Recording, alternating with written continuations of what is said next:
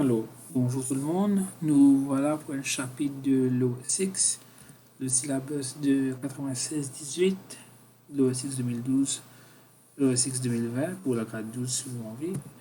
Le chapitre de 3.1, la deuxième partie.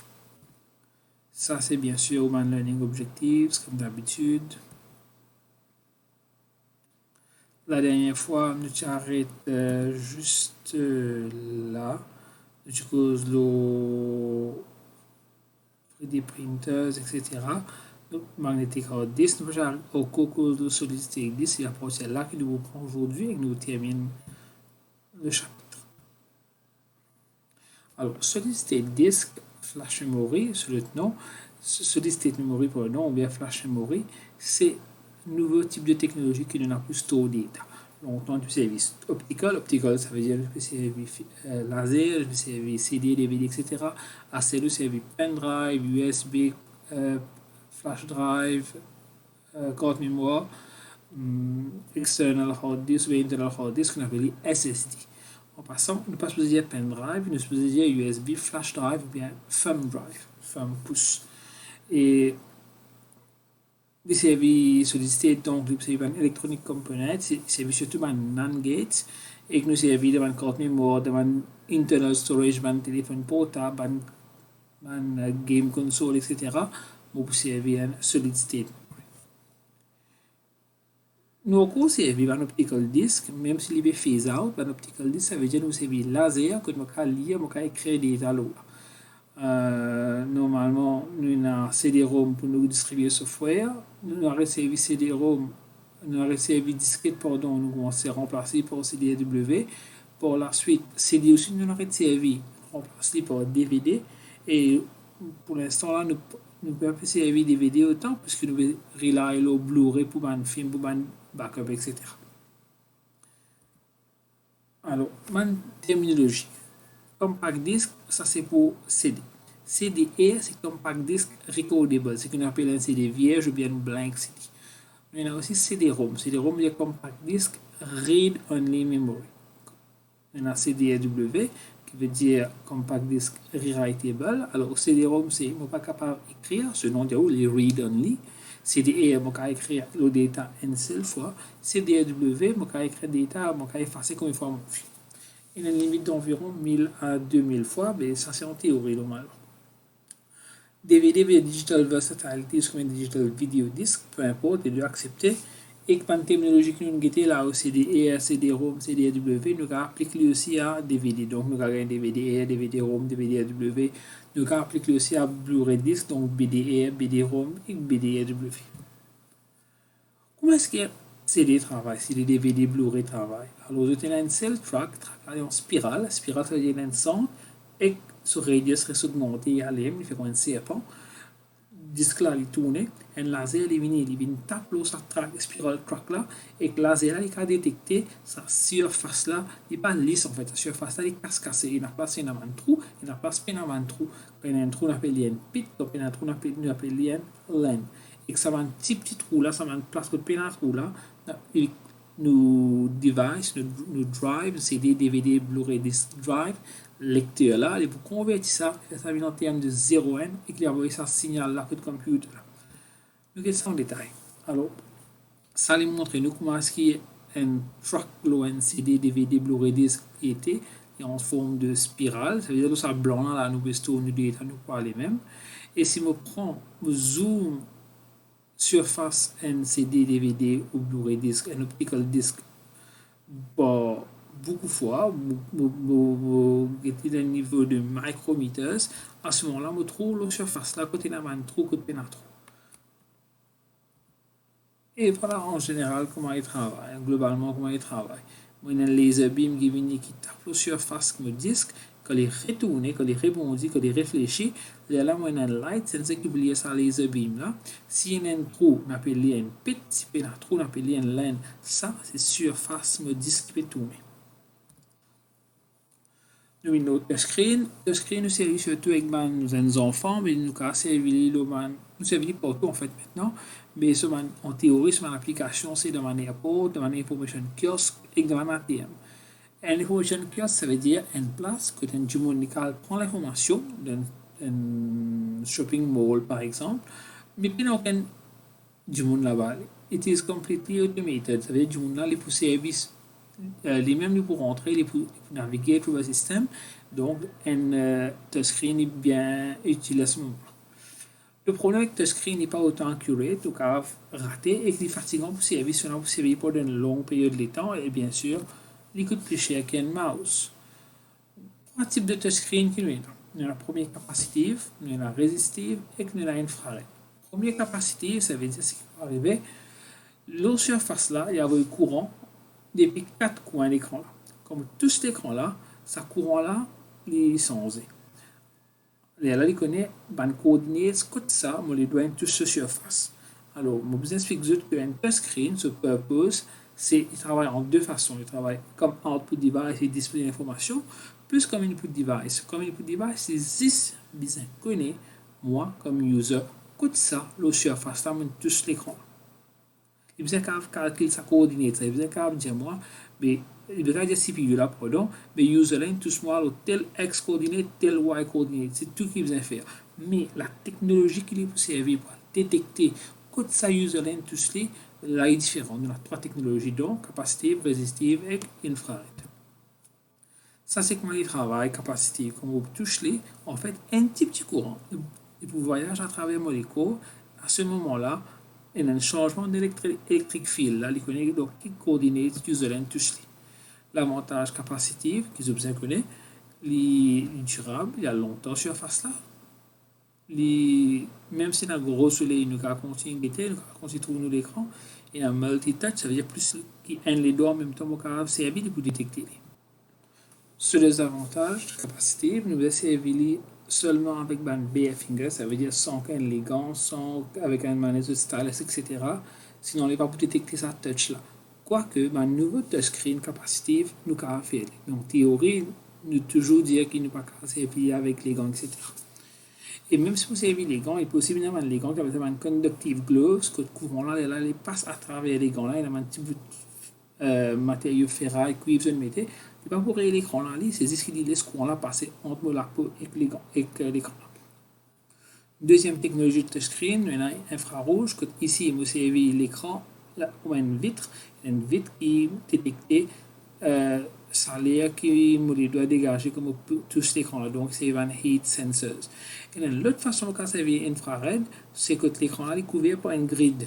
Il ne peut pas trouver de infrared beam, c'est un rayon infrarouge qui passe sur l'écran là.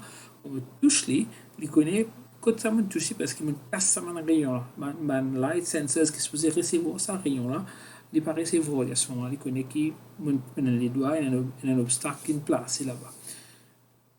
Bien sûr, il calcule la position des doigts et il transmet ça au CPU là. Donc on se trouve ici, il y a un light beams, il y a un light emitting diode, un light qui peut avoir la lumière. Et on va mettre un light sensors. Si on prend les doigts, on place ici. Le fait qu'on place ici, il passe un rayon horizontal et vertical. Et là, nous connaissons que le sensor n'a pas recevoir des data, il connaît tout ça exactement. L'avantage de l'infrarouge, les multitouch, donc plus qu'un les doigts qui touchent en même temps détecter, l'écran là est durable. Je peux servir stylus, finger, mon fingertip, je peux servir les gants, je peux servir même le stylus pen, il est légèrement différent qu'un stylus, je peux servir computer. Des avantages, il coûte assez cher, voilà pourquoi il scale infrarouge, c'est une technologie qui n'est pas trop servie dans le screen, il est très sensible à la poussière. Et ne pas qu'à servir bien si le soleil est à full strong sunlight on the screen, à ce moment-là, the visibility is greatly reduced. Résistive, c'est un touchscreen que vous trouvez par exemple un téléphone portable bas de gamme, un téléphone portable qui, on appelle ça entry market level, c'est un bon station en créole, c'est l'écran qui est informe par cycle. En fait, l'écran là, il a two layers. You know, one layer is made of plastic et the bottom layer is made of glass. Comme touche en fait, sa layer plastique là, il peut toucher sa layer glass là.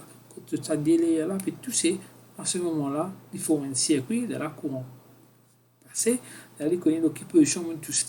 Et comme vous devinez, il n'est pas autant accurate que les autres technologies que nous avons avant. sur l'avantage du bon voilà pourquoi on a un téléphone portable bon nous casser avec BF Fingers, Glow Fingers, Stylus Pen, nous casser avec peu importe quel objet parce que c'est le contact qui vous fait comment la passer quand ça délaye là pour toucher. Sur les avantages d'écran là, sur la visibilité, il n'est pas trop bon, il n'est pas évident pour lier là, il est fatigant. Le caractère multi-touch et que l'écran là n'est pas durable, il est rayé facilement. Screen display, ça veut dire un l'écran qui nous sert pour displayer l'information. Il y a deux main technologies, nous avons CRT qui servait cathode ray tube, donc qui servait electron beam. Ça c'est un ancien gros écran qui a longtemps, qui peut prendre beaucoup d'espace, qui peut souffler, qui peut consommer courant beaucoup. Ensuite, un nouveau écran qui nous a, c'est LCD, Liquid Crystal Display. Comment il travaille? Nous avons l'écran, derrière lui, nous avons un petit cristal, un bout de vide sur un petit cristal. Le cristal là, il est une sorte de liquide, il peut flotter là-dedans. Et derrière le cristal là, on a de la lumière là, il tape le cristal là. Et là, on a un cristal là éclairé, on a un pixel qui forme l'écran. Si vous servez LCD, ancienne technologie, vous servez CCFL comme backlight, comme la lumière peut derrière. La nouvelle technologie, vous servez LED comme backlight.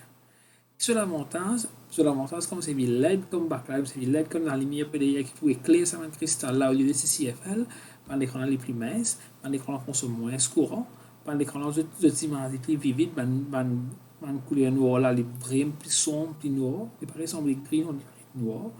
Les plus reliable parce que LED en théorie, ils ont mis les briller normalement, et que les quicker to light up. Si la case que tu as à l'écran LCD, c'est qui pas LED, ou vraiment que vous allumez, ou commence à gagner son.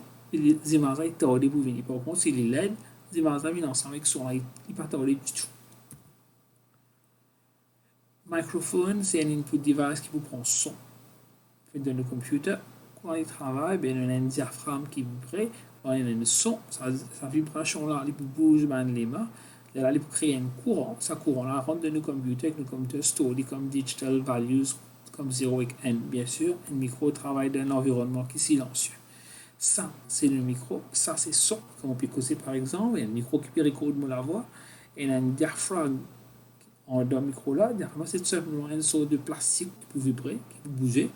Et quand il peut bouger, ça coil là, ça ressort là, c'est envie. Il peut bouger. Quand il bouge avec les mains ici, il peut créer un electric signal. Electric signal par le computer. Le computer il peut interpréter ce signal-là comme 0 et n. Virtual Reality Headset, c'est ça. C'est deux eyepieces, c'est des petits écrans qui posent les préconisés et ces images les perdent. Ces images n'est pas pareil, non, mais les perdent. Ça veut dire perdre, ça veut dire que là, en ce moment, où les yeux droite et que les yeux gauche n'est pas pareil. Les yeux droite, ils trouvent une qualité des images, ou les yeux gauche trouvent une autre qualité des images, et au cerveau qui fait, il prend des images là, les joint-les ensemble, il y a là au carton en 3 dimensions. Ça veut dire que si on a déligé au carton en 3 dimensions, si on a déligé, si on a déligé au carton en 3 dimensions, pardon, si on a un seul lisier, ou toujours tout en 3 dimensions. Nick Fury, tout en 3 dimensions, mon ratio Z, seulement ce cerveau travaille différemment parce qu'on a un seul lisier où le cerveau fait plus calcul, plus travail pour compenser un lisier. Mais ça, c'est un autre topic. On retourne à notre topic ici. Donc, two eyepieces provided with paired images. Comment nous faire ça? C'est des caméras différentes qui nous recordent des images là. Et là, nous prenons des images là, on envoie ça dans le lisier. Et là, il donne sa sensation de 3D là. Par exemple, si on a une game, on peut visiter un bâtiment, un musée, comment on contrôle l'environnement là? C'est tout simplement on bouge la tête, ou bien on a un joystick qui peut attraper dans la main.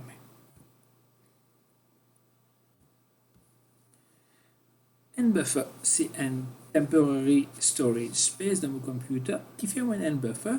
Mais un buffer, il vous permet de manager, travailler avec la différence vitesse qui est dans différentes parties de mon computer. Mon computer travaille plus vite, c'est mon CPU. Mon CPU, il reste travail. Vous avez arrêté. Il ne faut pas mon CPU attendre. Alors, par exemple, il a pour printer un document. Il a pour avoir une file, un pendrive. Mon CPU, il peut prendre des data là, because printing pas. Il prend des data là, il a le printer là. Printer là peut prendre. doucement, le printer la peut print. Buffer là qui se rôle là-dedans, CPU là en fait, il pas attendre printer la print. Il prend des détails, il que le printer là sur buffer. Il y a la printer là quand il print, quand ce data, quand il finit de printer une bout, il get ce buffer. Il prend un ticket, il recontinue print. Il reprend un ticket, il recontinue print. Il n'y a pas de rang CPU du tout. Entre-temps, les CPU qui a fait les autres travail, puis fait occupe les autres programmes. Alors, nous avons main memory. Main memory, c'est parce que nous avons store data avec programme, le CPU qui a servi. S'il n'y a pas de main memory, le CPU pas pour travailler. On a un exemple de RAM. RAM, ça veut dire Random Access Memory. Data nous can modifier. Ça, c'est évident de toute façon. On peut modifier data facilement. Les volatiles, ça veut dire qu'on peut au computer tout effacer. Nous servons pour store une data file, c'est un programme qui nous servir actuellement, currently being used, et qui nous servir aussi pour store part of operating system. ROM, ça veut dire read only memory, et ROM nous servent en général pour store le bootstrap loader qui nous permet de load mon operating system comme mon computer. Il y en a 3 types de ROM. Il y en a PROM, EEPROM et EEPROM. C'est good. Alors, PROM, ça veut dire Programmable ROM. Il y a un programme qui trouve le chip. Si mon envie sans ce programme-là, on besoin sans chip. Par exemple, mon computer, comment allumer, il y a ce BIOS qui peut load, ce bootstrap qui peut load. Si ça n'est pas bon, on va pas travailler, on va pas reprogrammer. On besoin sans chip là, on besoin ouvrir l'appareil là, tirer le chip là. Là, on va mettre le chip là, on va faire. Donc, si mon manufacturer produit un PROM chips, arriver dans les réels là, pas qu'à son programme que le PROM chips. EEPROM, li est capable sans lui, mais vous êtes tiré chip là depuis dans ce circuit, vous passez la lumière ultraviolet là, et là ce détail aller, vous pouvez installer le nouveau data. Mais bien sûr, vous pouvez ouvrir l'appareil là tirer. Par exemple, un micro-ondes, vous avez ce programme, vous pouvez ouvrir aller, tirer ce chip, mettre la lumière ultraviolet, reprogrammer, et là résoudre dans ce circuit là. Et un beaucoup plus facile, c'est EEPROM, Electronically Erasable Programmable Read-Only Memory. Ici, qui va arriver, on est capable de servir courant pour tirer tout le data qui est là, et à ce moment-là, on est capable de reprogrammer. Puis là, pour tirer ce circuit là, dans le circuit, il reste soudé sur l'appareil. Il y en a 2 qualités de système en général. Il y a un monitoring system et un control system. Un monitoring system, c'est un système qui nous sert pour guetter si tout est en load. Si arrivé à un problème, nous faisons une alarme, nous pouvons envoyer un message. Par exemple, nous pouvons monitorer une sur respiration dans l'hôpital. Si arrivé à respiration est trop fort, trop faible, le heartbeat est trop fort, trop faible, il y a un message. Un control système, qui peut faire, il peut faire prendre une action, il va plus loin. Si vous trouvez par exemple du monde sur heartbeat, PBC, capable de administrer les médecines. Si vous trouvez du monde sur respiration de l'oxygène trop faible, capable de trouver une valve. Si vous trouvez par exemple un aquarium sur des eaux trop frais, il capable de heater. L'avantage c'est que le computer c'est un système rapide. Un computer il travaille 24/7, il va pas break. Un computer qui travaille dans une situation dangereuse. Un computer se rappelle tout le temps, il paraît, il n'est pas fait erreur, il n'est pas sans sens de décision et il travaille bien vite. Le problème c'est que c'est un courant coupé, il n'est pas qu'à travailler. Il réagit juste de façon qui motive programme. Le computer pas qu'à prendre une décision pour qu'il est programmé. Même un software AI, nous devons programmer pour réagir dans une situation qui n'est pas plan, n'est pas calculé pour ça. Et c'est évident. Et la fois, du monde préfère une interaction avec un humain plutôt qu'avec un computer système. Un exemple de control system, nous avons un air conditioning system, nous avons un security system, un alarme pour voler, et aussi traffic lights. Alors ici, nous allons servir real-time processing. Ça veut dire quoi real-time? Ça veut dire que processing là, vous avez fait bien vite. Pas qu'à attendre avec processing, pas qu'à perdre, pas qu'à dire, ouais, allez, vous faites processing là, vous faites le travail en même temps, entre-temps, non. Comment data là, une vie, comment on a pour faire processing là, tout de suite nous fait. Par exemple, ABS dans le tour, par exemple, on peut contrôler un avion, moins de délai, est capable de prouver catastrophique. L'autre aspect, c'est feedback. Nous prenons l'exemple d'un aircon system ou un heater system. S'il peut faire trop chaud ou bien faire trop frais, on décide pour allumer le heater, par exemple, faire trop frais, on allume le heater. On pas qu'un qui allume le heater, travail fini là dans la case, non. On allume le heater, bien beau. Après quelques minutes, je checker, est-ce que la température a une montée? Oui, une montée. Et une trop chaud même. Tem o heater, ou bien on baisse le heater. Est-ce que la température a monté? Non, la température peut rester ou bien baisser. On augmente la puissance du heater. Ça, c'est feedback. Feedback, c'est de faire un changement pour checker est-ce que ce changement-là, vraiment, il peut faire quelque chose dans l'environnement-là, ou peut faire une différence, sinon, on augmente ce changement-là. Sensor, c'est un input device. Un computer, il n'est pas connu sur l'environnement physique. Un computer pas connu si faire clair, par exemple. Un computer pas connu si faire chaud, si faire frais. Un computer pas connu si vous prenez le loin. Alors, c'est un sensor. Un sensor pour donner l'information de l'environnement physique, l'environnement réel qui est autour. Sensor là, qu'il fait, il prend l'information là, il fait des mines courant. Le computer, il comprend sa voltage qui vient là, il comprend sa courant là. Le premier sensor qui nous est là, la temperature sensor. C'est évidemment un aircon system. Le sound sensor, c'est évidemment un burglar alarm system. Quand on a un son, il crée un courant. Il y a un courant. Pressure sensor, c'est le traffic light. Comme on roule l'auto, là, il détecte qu'il y a un l'autopiatan. Light sensor nous servait par exemple quand il fait trop noir, vous faites l'auto allumé automatiquement, ou bien le street lighting. Dans votre téléphone portable, ou bien dans votre télévision, pour adjuster brightness de l'écran par rapport à la brightness de l'environnement. On a aussi distance sensor.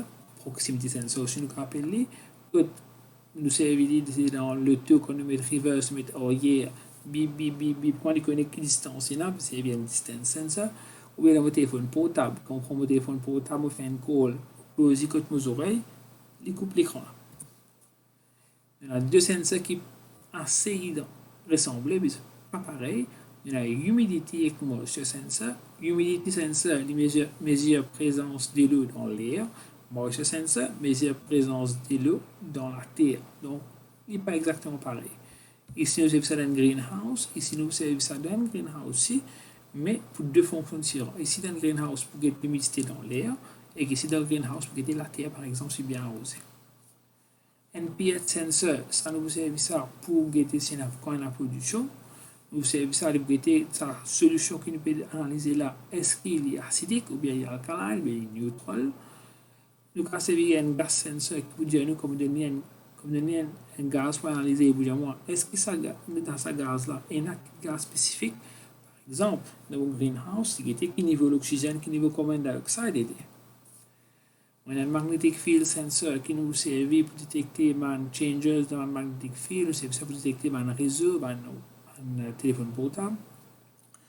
On a un motion sensor, c'est un infrared sensor qui nous permet de détecter le mouvement. Par exemple, devant la porte automatique, que on se fait marcher devant la banque, ou un robinet qui est ouvert automatiquement. Ça, c'est une question en fait, c'est une question de forme 5, mais il explique comment nous répondons pour comment bien atteindre cette question-là. Alors, on nous les temps pour lire la question-là. On pose la vidéo, bien sûr. Voilà donc la réponse. Deux sensors qui nous ont servi au partie A. Il y a un gas temperature sensor. On essaie d'expliquer sa fonction. On rappelle cette question-là, tu l'as 4 points parce qu'il y a un example and how it can be used. Ensuite, partie B, c'est comme ça que vous avez répondu, de cette façon-là. Peu importe qui question-là, vinilo sensors, c'est ce système-là que vous avez répondu. Systématiquement, en load, vous avez répondu. Et bien sûr, vous voyez par rapport à la question-là, vraiment des changements, mais en gros, il est pareil tout le temps. Premièrement, sensor avec signal code microprocesseur. Deuxièmement, nous convertissons signal là, on fait des bins digitales. Troisièmement, microprocesseur, il prend sa valeur, sensor, il compare avec un stored value, il était est-ce qu'il est bon, il n'est pas bon, est-ce qu'il est out of range, etc. S'il est out of range, il y a un signal, il fait man travailler pas ici connaît qu'il y a un problème. S'il n'est pas out of range, il va faire rien. Et monitoring, il fait continuous. C'est pas un seul coup qu'il prend les franchises, puis ça sensor, il lit. Tout le temps, il veut dire sensor de l'information, il peut prendre input from sensors. Tout le temps, il peut prendre décision. C'est un système qui est ongoing, qui est continuous. Le service sensors dans le taux, dans ABS. C'est quoi un ABS? C'est comme le taux, on peut payer le frein dans le taux. Si on paye le frein un coup de brique, on paye le frein là faux, et possiblement la roue jump. Alors, qui est arrivé dans chaque la roue et dans un sensor, il checker qui vitesse qui la roue a peut tourner. En gros, il vérifier rotation speed de la roue plusieurs fois par seconde. Il y a un document, un website qui dit 1000 à 1500 fois par seconde. Et il a dit 300 fois par seconde. Peu importe, mais c'est plusieurs fois par seconde. Donc, il peut prendre l'information, il travaille bien vite. Si arrive la roue est bloquée, il fait de sorte que la roue n'est pas bloquée, mon car continue, en œuvre, mon car continue de rythme le tour, même si mon pupille le frein. Alors, ça c'est une petite vidéo qui vous a arrêté si on veut qu'on plus sur sensors. Vous êtes capable d'habiller sur YouTube pour gagner des plis clairs. Nous terminons avec le chapitre. Merci beaucoup de votre attention. Bien sûr, n'importe quel problème, n'importe quelle question, feedback, most welcome. Bye bye.